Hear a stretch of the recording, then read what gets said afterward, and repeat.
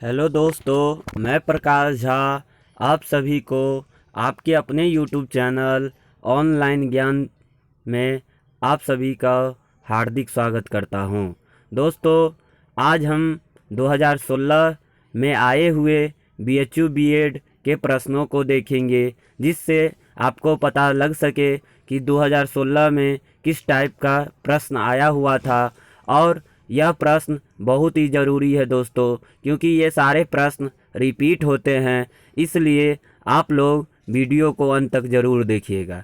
चलिए आज का हम पहला प्रश्न प्रारंभ करते हैं। तो पहला जो हमारा प्रश्न है वह है, कान भये वसवासुरी के अब कौन सखी ब्रज में रहियई में कौन सा रस है। कान भये वसवासुरी के अब कौन सखी ब्रज में रहियई। तो आप लोगों को दोस्तों बताना है कि इसमें कौन सा रस है। तो पहला ऑप्शन है अद्भुत, दूसरा ऑप्शन है वात्सल्य, तीसरा ऑप्शन है श्रृंगार, चौथा ऑप्शन है शांत। तो इसमें दोस्तों राइट ऑप्शन इसका हो जाएगा वात्सल्य। इसका राइट ऑप्शन वात्सल्य हो जाएगा। और वात्सल्य का जो अस्थाई भाव होता है वह प्रेम होता है, प्रेम। श्रृंगार का अस्थाई भाव रति, शांत का अस्थाई भाव सम, अद्भुत का अस्थाई भाव विस्मय। इसी प्रकार से दोस्तों आपको एग्जाम में प्रश्न आएगा कि कान भये वसवासुरी के अब कौन सखी ब्रज में रही में कौन सा रस है। तो वात्सल्य रस है। और श्रृंगार रस का स्थायी भाव क्या होता है। तो रति। शांत का स्थायी भाव सम, अद्भुत का स्थायी भाव विस्मय। तो दोस्तों एग्जाम में ऐसे प्रश्न पूछेगा कि श्रृंगार का स्थायी भाव क्या है। तो इसका राइट ऑप्शन हो जाएगा रति। शांत का स्थायी भाव क्या है। तो सम। अद्भुत का क्या है। तो विस्मय। तो चलिए दोस्तों अब अगले प्रश्न पे चलते हैं। अगला जो हमारा प्रश्न है वह है, कुमार संभवे कति सर्गाः सन्ति। कुमार संभवे कति सर्गाः सन्ति। पिछले क्लास में मैंने दोस्तों बताया था कि इस कुमार संभव में कितने सर्ग होते हैं।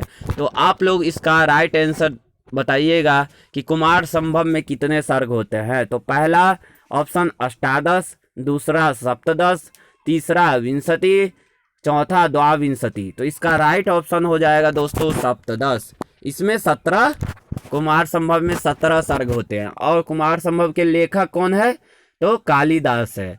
कुमार संभव के नायक शंकर जी और नायिका पार्वती जी है। तो इस प्रकार से प्रश्न आएगा दोस्तों। चलिए अब हम अगले प्रश्न पे चलते हैं। अगला जो हमारा प्रश्न है वह है, अभिज्ञान शाकुंतलस्य कर्ता का। अभिज्ञान शाकुंतल के लेखक कौन है। श्रीहर्ष, सेकेंड ऑप्शन भभूति, थर्ड कालिदास, फोर्थ भाषा। तो इसका राइट ऑप्शन हो जाएगा कालिदास। कालिदास क्या है, अभिज्ञान शाकुंतल के लेखक है। और अभिज्ञान शाकुंतल में 7 अंक होते हैं। यह नाटक है।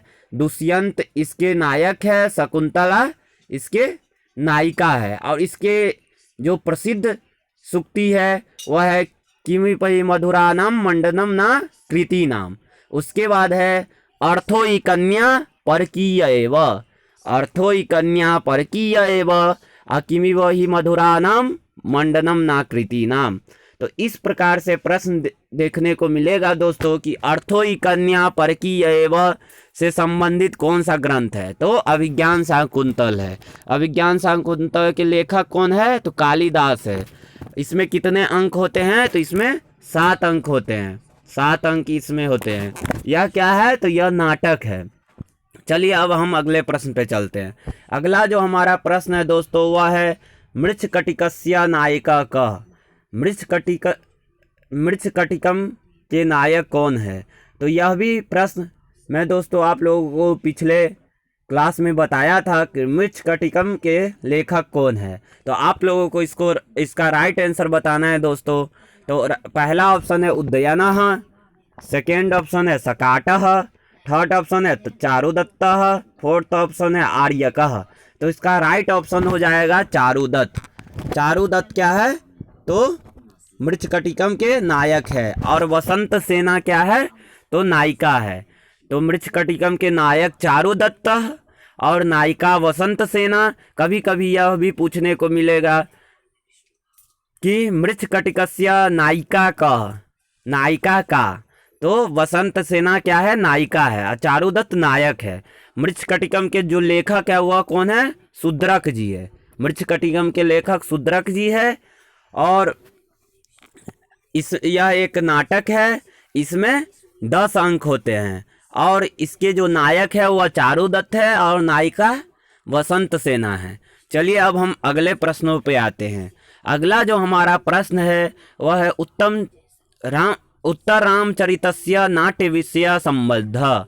उत्तर रामचरित किससे संबंध रखता है, महाभारत, रामायण, विष्णु पुराण, श्रीमद् भागवत।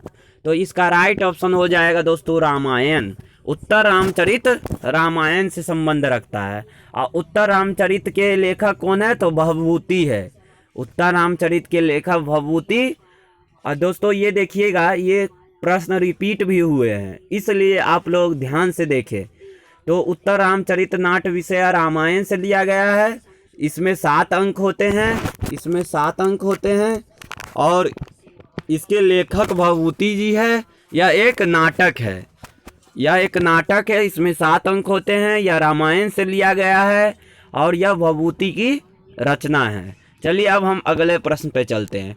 अगला जो दोस्तों सबसे इम्पोर्टेंट प्रश्न है वह है मितम च सारम च वयो ही वाग्मिता इति उक्तम।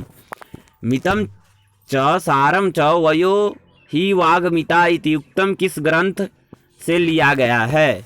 तो आप लोगों को इसका राइट आंसर बताना है कि यह जो सूक्ति है वह किस ग्रंथ का है। First option Naishadhiya Charitam, second option मेघदूते, थर्ड ऑप्शन कुमार संभवे, फोर्थ ऑप्शन शिशुपाल वधे। तो इसका राइट आंसर हो जाएगा दोस्तों नैषधीय चरितम। मितम च सारम च वयो वाग्मिता नैषधीय चरितम से लिया गया है। और नैषधीय चरितम के लेखक कौन है, तो श्री हर्ष जी है। नैषधीय चरितम के लेखक श्री हर्ष जी है। मितम च सारम च वयो ही वाग्मिता नैषधीय चरितम से लिया गया है। नैषधीय चरितम में 22 सर्ग होते हैं। तो आप लोग इन प्रश्नों को ध्यान से देखिएगा, क्योंकि कभी कभी यह भी पूछता है कि नैषधीय चरितम में कितने सर्ग होते हैं, तो 22 सर्ग होते हैं। और यह क्या है, तो यह महाकाव्य है। और यह किसकी रचना है, तो यह श्री हर्ष की रचना है। चलिए अब हम मेघदूत पे आते हैं। मेघदूत कालिदास की रचना है। और कुमार संभव भी कालिदास की रचना है। शिशुपाल वधम माघ की रचना है। चलिए अब हम अगले प्रश्न पे चलते हैं। अगला जो हमारा दोस्तों प्रश्न है वह है सहसा विदित न क्रियाम परमा पराम पदम। इसके बीच में क्या आएगा, सहसा विदधीत न क्रियाम परमा पराम पदम। तो आपको इसका राइट आंसर बताना है कि इसके बीच में कौन सा ऑप्शन आएगा। तो इसका राइट ऑप्शन हो जाएगा दोस्तों अविवेकः। सहसा विदित न क्रियाम अविवेकः परमा पराम पदम। और यह किस ग्रंथ से लिया गया है, तो किराता अर्जुनियम से लिया गया है, जिसके लेखक भारवी जी है। और किराता अर्जुनियम में 18 सर्ग है। और इसके जो लेखक है वह भारवी जी है। और यह किराता अर्जुनियम क्या है, तो महाकाव्य है। किराता अर्जुनियम महाकाव्य है। इसमें 18 सर्ग होते हैं।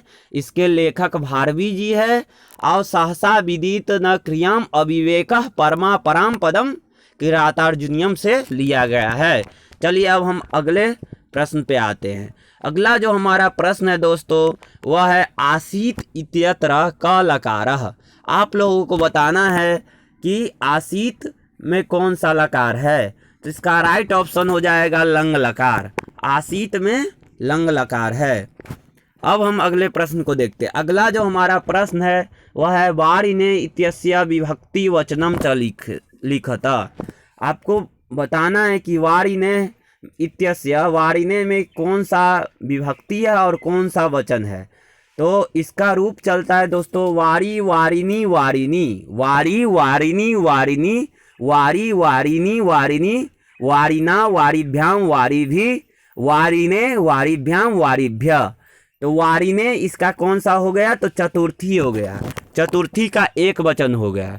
वारी वारिणी वारिणी, वारी वारिणी वारिणी, वारिना वारिभ्याम वारिभि, वारिणे वारिभ्याम वारिभ्य। तो यहाँ पे दिया हुआ है वारिणे, ये वारिणे दिया हुआ है, तो यहाँ चतुर्थी एक वचन इसका राइट ऑप्शन हो जाएगा। चलिए अब हम अगले प्रश्न पे आते हैं। अगला जो हमारा प्रश्न है दोस्तों वह है कह धन अयम इत्यस्य संधि कुरुतः। इसमें आपको बताना है कि इसमें कौन सा संधि है।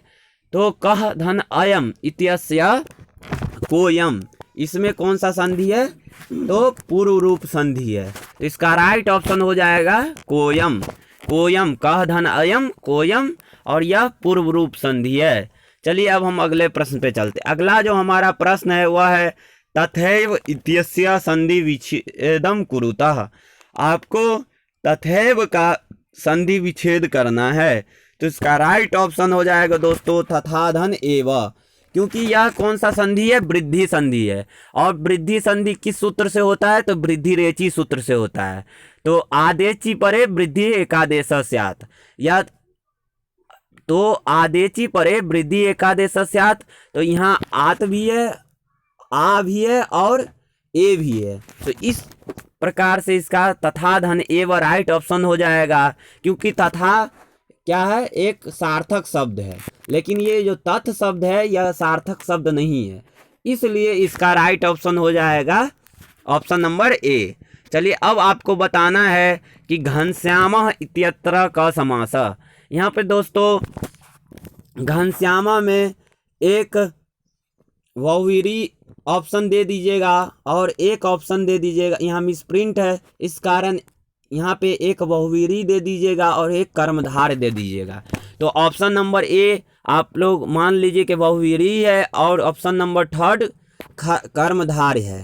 तो इसका राइट ऑप्शन हो जाएगा दोस्तों कर्मधारय, कर्मधारय इसका राइट ऑप्शन हो जाएगा, कर्मधारय। तो इसमें कर्मधारय है, कर्मधारय समास इसमें होता है, तो इसका राइट ऑप्शन हो जाएगा कर्मधारय। चलिए अब हम अगले प्रश्नों पे चलते हैं। अगला जो हमारा प्रश्न है दोस्तों वह है दत्वा इत्यस्य प्रत्ययम लिखत। दत्वा में कौन सा प्रत्यय है यह आप लोगों को बताना है। तो पहला ऑप्शन है दाधन लयम, दूसरा ऑप्शन है दाधन तुमुन, तीसरा ऑप्शन है दाधन त्वा, चौथा ऑप्शन है दाधन तब्यत। तो जहाँ पे दोस्तों आपको त्वा अंत में देखने को मिले वहाँ कौन सा प्रत्यय होगा, तो दत्वा, दाधन कत्वा, दत्वा, दत्वा का मतलब होता है देकर। तो यहाँ पे राइट ऑप्शन हो जाएगा ऑप्शन नंबर थर्ड। चलिए अब हम अगले प्रश्न पे चलते हैं। अगला जो हमारा प्रश्न है गंतुम इत्यत्र प्रत्ययम लिखता। आप लोगों को बताना है कि गंतुम में कौन सा प्रत्यय है। तो गंतुम में इसका राइट ऑप्शन हो जाएगा दोस्तों गम धन तुमुन। गम क्या हो गया, धातु हो गया, और तुमुन क्या हो गया, प्रत्यय हो गया। तो गम धातु जाना और तुमुन प्रत्यय, तो गंतुम हो जाएगा। और जहाँ पे दोस्तों तुम अंत में तुम मिले वहाँ पे हो जाएगा तुमुन प्रत्यय, और जहाँ पे अंत में त्वा मिले वहाँ पे त्वा प्रत्यय होगा। तो इसका right option option number second होगा। चलिए अब हम अवकाश इत्यत्र उपसर्गम लिखता। इसमें आपको बताना है कि अवकाश में कौन सा उपसर्ग है। तो आप लोग ध्यान दीजिएगा दोस्तों, इसका राइट ऑप्शन हो जाएगा ऑप्शन नंबर थ्री। अवकाश में क्या है, अव क्या है, उपसर्ग है। जब हम उपसर्गों को पढ़ेंगे तो उपसर्ग 22 होते हैं। प्र, परा, अप, सम, अनु, अब, निस, नु, निर, दुस, दुर, बी, अंग, नी, अधि, अपि, अति, सु, उत, अभि, प्रति, परि, उप। यह क्या है, उपसर्ग है। फिर से आप लोग ध्यान से सुनिएगा दोस्तों। प्र परा अप सम अनु अब निस निर दुस दुर बी अंग नी अधि अपि अति सु उत अभि प्रति परि उप, ये क्या है? उपसर्ग है। तो अब भी इसके अंतर्गत आता है। तो हमारा राइट ऑप्शन हो जाएगा ऑप्शन नंबर 3। चलिए अब हम अगले प्रश्न पे चलते हैं। अगला जो हमारा प्रश्न है दोस्तों, यह बहुत ही इंपॉर्टेंट प्रश्न है और यह किसी भी एग्जाम में आपको देखने को मिलेंगे। तो आप लोग ध्यान से, और ये ऐसे प्रश्न सीटेट में भी आपको देखने को मिलेंगे, तो ध्यान से देखिएगा दोस्तों। इसका राइट आंसर क्या होगा? स ग्रामम गच्छति इत्यस्य कर्मवाच्य परिवर्तन कुरुतः। स ग्रामम गच्छति, यह कर्तावाच्य में है और इसको आपको कर्मवाच्य में परिवर्तन करना है। तो जब भी हम कर्मवाच्य में किसी चीज को परिवर्तन करेंगे तो कर्ता में कौन सी विभक्ति होती है? प्रथमा विभक्ति होती है। उसको जब हम कर्मवाच्य में परिवर्तन करेंगे तो तृतीया विभक्ति करेंगे, उसको तृतीया विभक्ति करेंगे, क्योंकि कर्ता प्रथमा विभक्ति में होती है, लेकिन कर्म जब हम करेंगे तो उसमें तृतीया विभक्ति करेंगे। तो स का तृतीया विभक्ति क्या हो जाएगा? तेन हो जाएगा। स तौ ते तम तौ तान अतेन ताभ्याम ते ही। तो यहाँ पे स दिया हुआ है, इस कारण तेन हो जाएगा। स तौ ते तम तौ तान तेन ताभ्याम ते ही। तो तेन तृतीया विभक्ति हो गया।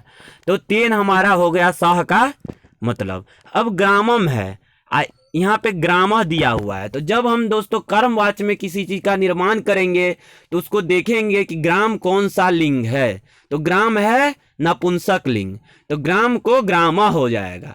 और जब गच्छति करेंगे दोस्तों तो उसका जो कर्मवाच्य में हो जाएगा तो गम्यते हो जाएगा। तो तेन ग्राम गम्यते, इसका राइट ऑप्शन हो जाएगा। चलिए अब हम अगले प्रश्न पे चलते। अगला जो हमारा प्रश्न है वह है अहम पुस्तकम पठिष्यामि। अहम पुस्तकम पठिष्यामि इत्यस्य अनुवादम कुरुतः। इसका अनुवाद आप लोगों को करना है। तो मैं पुस्तक पढ़ता हूँ, मैं पुस्तक पढ़ा, मैं पुस्तक पढ़ूँ, मैं पुस्तक पढ़ूंगा। तो इसका राइट ऑप्शन आपको बताना है दोस्तों। आप लोग बताइएगा कि इसका राइट ऑप्शन क्या है। तो इसका राइट ऑप्शन है ऑप्शन नंबर 4, मैं पुस्तक पढ़ूंगा। क्योंकि अहम पुस्तकम पठिष्यामि, यह भविष्यत काल की बात हो रही है। यहाँ पे अहम पुस्तकम पठामि रहता तो इसका राइट ऑप्शन मैं पुस्तक पढ़ता हूँ हो जाता। लेकिन यहाँ पे दिया हुआ है अहम पुस्तकम पठिष्यामि, मैं पुस्तक पढ़ूंगा। आने वाले समय में मैं क्या करूंगा? पुस्तक पढ़ूंगा।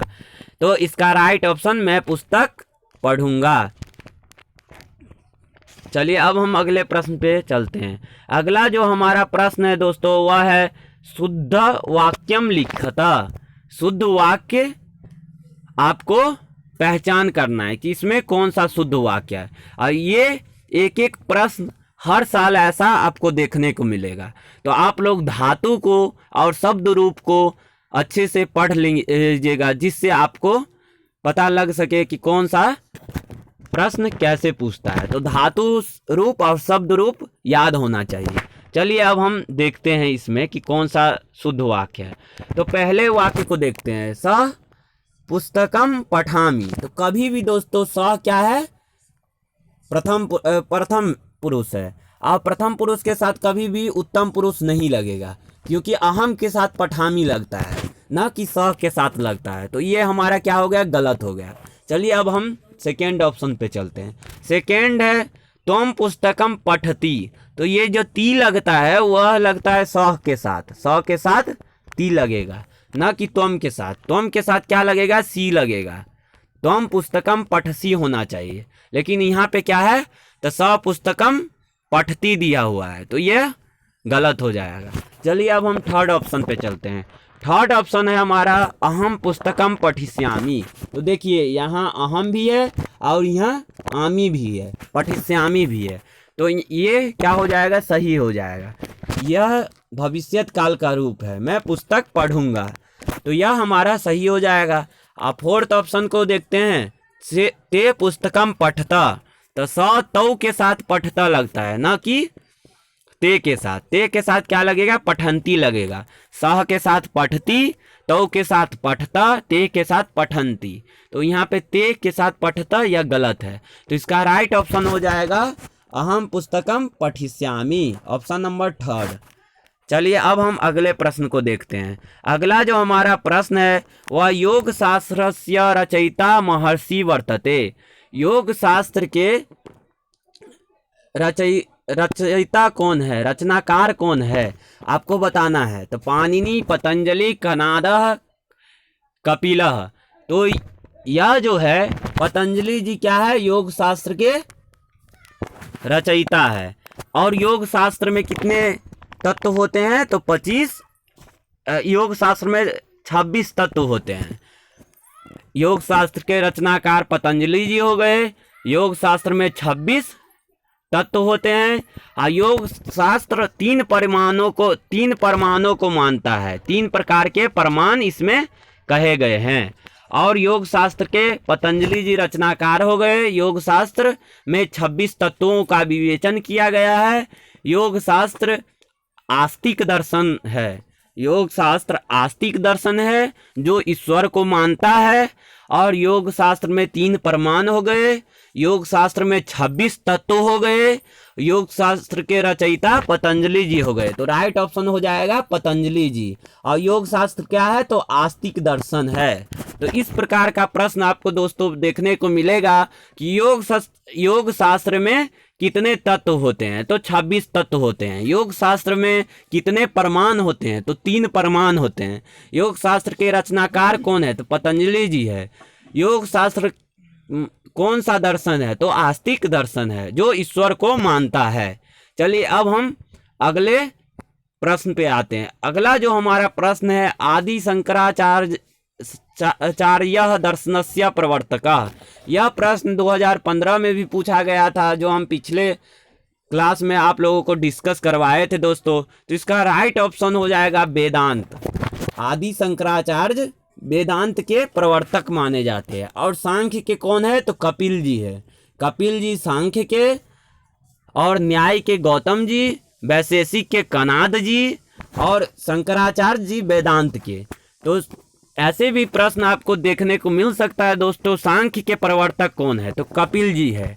न्याय के प्रवर्तक कौन है, तो गौतम जी है। वैशेषिक के प्रवर्तक कौन है, तो कणाद जी है। इस प्रकार से एक प्रश्न में हम आपको 4 या 5 प्रश्नों का अभ्यास करवाते हैं। इसलिए आप लोग वीडियो को अंत तक जरूर देखिएगा, जिससे आप लोगों को पता लग सके कि यह कैसे प्रश्न पूछता है। चलिए अब हम अगले प्रश्न पे चलते हैं।